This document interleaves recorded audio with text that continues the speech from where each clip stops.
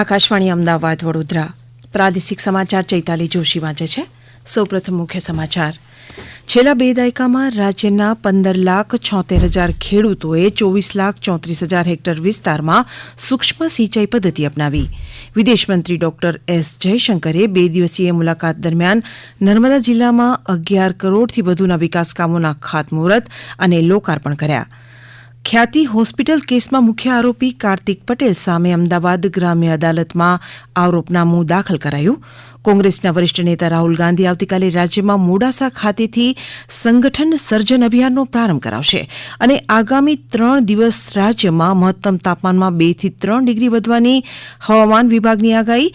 દેશમાં આ વર્ષે નૈઋત્યનું ચોમાસું સામાન્યથી વધુ રહેવાની સંભાવના. સમાચાર વિગતવાર.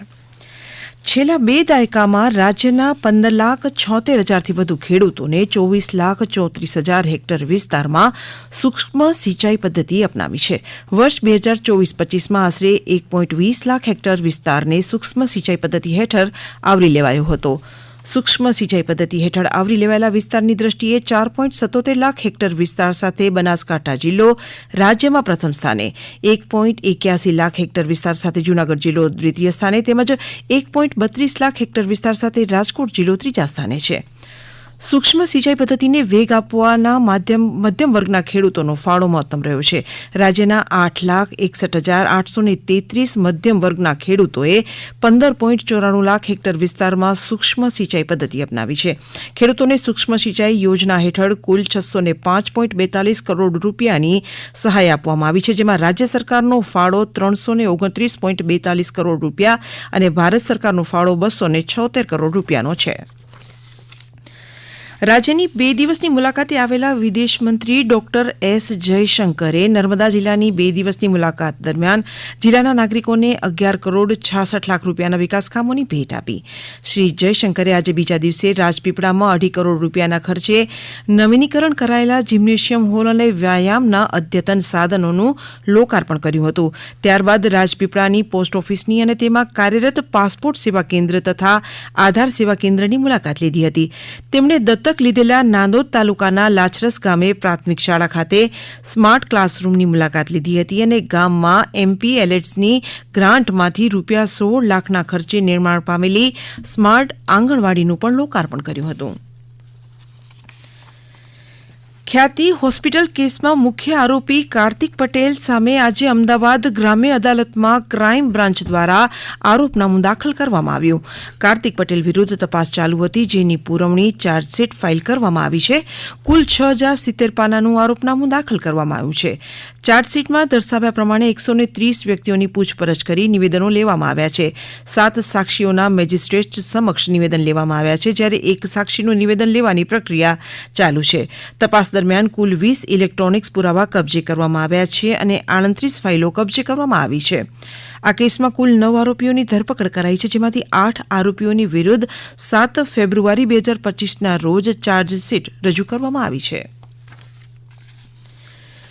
કોંગ્રેસના સાંસદ અને વરિષ્ઠ નેતા રાહુલ ગાંધી આવતીકાલે અરવલ્લી જિલ્લાના મોડાસામાં પક્ષના સંગઠન સર્જન અભિયાનનો પ્રારંભ કરશે. રાજ્યમાં કોંગ્રેસના સંગઠનને મજબૂત કરવા માટે શ્રી ગાંધી આજથી અમદાવાદની 2 દિવસની મુલાકાતે આવ્યા છે. તેમણે આજે 40 જેટલા જિલ્લા નિરીક્ષકો સાથે વાતચીત કરી હતી. આ ઉપરાંત દરેક જિલ્લામાં કોંગ્રેસનું વ્યવસ્થિત કાર્યાલય બનાવવા પર પણ ચર્ચા કરી હતી. આજની બેઠક અંગે કોંગ્રેસના પ્રદેશ પ્રમુખ શક્તિસિંહ ગોહિલે જણાવ્યું કે જિલ્લામાં સૌથી સશક્ત વ્યક્તિને કોંગ્રેસ જિલ્લા પ્રમુખ બનાવાશે અને 1 કરતાં વધારે સશક્ત હોય તેમને પ્રદેશ માળખામાં સ્થાન અપાશે. 45 દિવસમાં સંપૂર્ણ કામગીરી પૂર્ણ કરવામાં આવશે. આ અંગે શ્રી ગોહિલે વધુ માહિતી આપી હતી.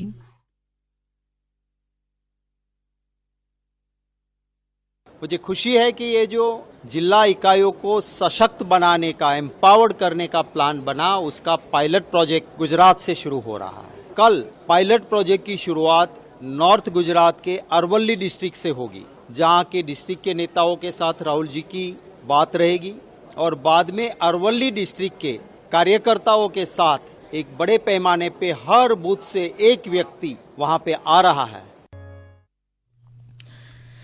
આ સમાચાર આપ આકાશવાણીના અમદાવાદ વડોદરા કેન્દ્ર પરથી સાંભળી રહ્યા છો. આ સમાચાર આપ અમારી YouTube channel AIR news Gujarat પર પણ સાંભળી શકશો. વધુ સમાચાર માટે અમારી વેબસાઇટ newsonair.gov.in/gujarati અને અમારા એક્સ હેન્ડલ AIR_news_ABAD ને ફોલો કરશો.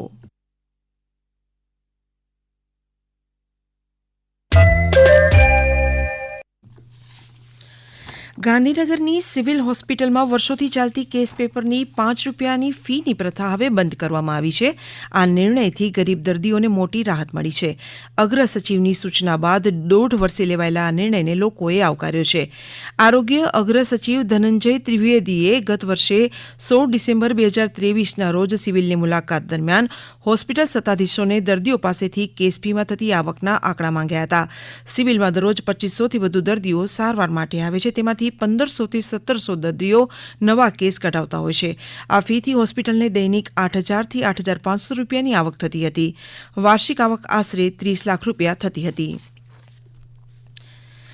હવામાન વિભાગે આગામી 3 દિવસ રાજ્યમાં મહત્તમ તાપમાનમાં 2 થી 3 ડિગ્રી વધારાની સાથે હીટવેવની આગાહી કરી છે. સૌરાષ્ટ્રના કાંઠા વિસ્તારો અને દક્ષિણ ગુજરાતમાં વાતાવરણ ગરમ અને ભેજવાળું રહેશે. આજે કંડલા, બનાસકાંઠા, સાબરકાંઠા, દીવ, રાજકોટ અને કચ્છમાં યલો એલર્ટ સાથે હીટવેવની આગાહી કરવામાં આવી છે. જ્યારે આવતીકાલે કચ્છ, બનાસકાંઠા, સાબરકાંઠા, રાજકોટમાં યલો એલર્ટ સાથે હીટવેવ રહેશે. અમદાવાદ અને ગાંધીનગરમાં તાપમાનનો પારો 42 ડિગ્રીની આસપાસ રહેશે.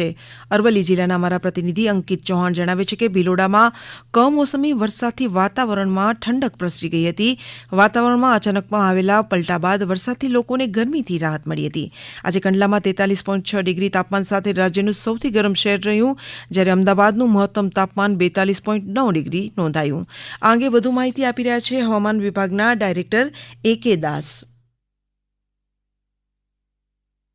अगले 3 दिन तक उच्चतम तापमान जो है 2 से 3 डिग्री सेंटीग्रेड बरकरार रहेगा और उससे आगे जो दिन है टेम्परेचर 2 से 3 डिग्री सेंटीग्रेड कम होने का पूर्वानुमान है. और जो हॉट एंड ह्यूमिड कंडीशन हमारे कोस्टल क्षेत्र दोनों जो तटीय क्षेत्र है, सौराष्ट्र कच्छ के तटीय क्षेत्र और दक्षिण गुजरात क्षेत्र के जो तटीय क्षेत्र इसमें हॉट एंड ह्यूमिड कंडीशन का भी पूर्वानुमान दिया गया है. और गुजरात रीजन की साबरकांठा, बनासकांठा में येलो वार्निंग के साथ हीटवेव का वार्निंग दिया गया है 15, 16, 17 के लिए.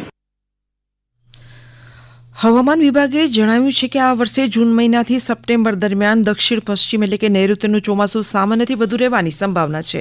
હવામાન વિભાગના મહાનિર્દેશક મૃત્યુંજય મહાપાત્રાએ આજે નવી દિલ્હીમાં જણાવ્યું કે પૂર્વોત્તર, ઉત્તર પશ્ચિમ અને દક્ષિણ દ્વીપકલ્પમાં ભારતના કેટલાક ભાગોને બાદ કરતા દેશભરમાં સામાન્યથી વધુ વરસાદ પડશે. તેમણે જણાવ્યું કે ચોમાસાની મોસમમાં અલ નીનોની સ્થિતિ તટસ્થ રહેવાની સંભાવના છે. ગુજરાતમાં પાળતું શ્વાન માટેનું સૌપ્રથમ સ્મશાન અમદાવાદના દાણી લીમડા વિસ્તારમાં આવેલા કરુણા મંદિર ખાતે બનશે. મ્યુનિસિપલ કોર્પોરેશન દ્વારા ₹30 લાખના ખર્ચે શ્વાન માટેનું વિશેષ CNG સ્મશાન બનાવવામાં આવશે. આ સ્મશાનમાં CNG ભઠ્ઠી હોવાને કારણે એકસાથે 2 શ્વાનની અંતિમ ક્રિયા થઈ શકશે. શહેરમાં અત્યાર સુધીમાં 5000થી વધુ પાળતું શ્વાનની નોંધણી થઈ ચૂકી છે. આ અંગે અમદાવાદ મહાનગરપાલિકાના ઢોર ત્રાસ અંકુશ વિભાગના નિયામક નરેશ રાજપૂતે વધુ માહિતી આપી. પેટ ઓનર્સ માટે આ ક્રેમેટોરિયમની સગવડ ખૂબ સુચારુ વ્યવસ્થા સાબિત થશે અને આ તમામ મ્યુનિસિપલ કોર્પોરેશન દ્વારા અર્બન વિસ્તારોમાં આ એક પહેલી વ્યવસ્થા ઊભી કરેલી હશે, જે અંતર્ગત એક ભવિષ્યમાં એમ્બ્યુલન્સ વાન મૂકવાની અને એના ડોરસ્ટેપ્સથી આ મૃતક જે પશુ છે, ડોગ્સ છે, એને લઈ આવવાની અને ક્રેમેટ કરવાની સુવિધા ઉપલબ્ધ કરાવવામાં આવશે, જે માટે કોઈ ટોકન રેટ અથવા ચાર્જ પણ આગામી સમયમાં નક્કી કરવામાં આવશે. અને આ ડોગ ક્રેમેટોરિયમ એ 3 મહિનાના સમયમાં આ કાર્યરત થાય તે મુજબથી હાલ મ્યુનિસિપલ કોર્પોરેશન અહીં કામગીરી કરી રહી છે.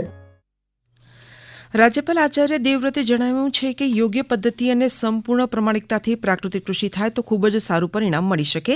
આ માટે યોગ્ય તાલીમ અત્યંત જરૂરી છે.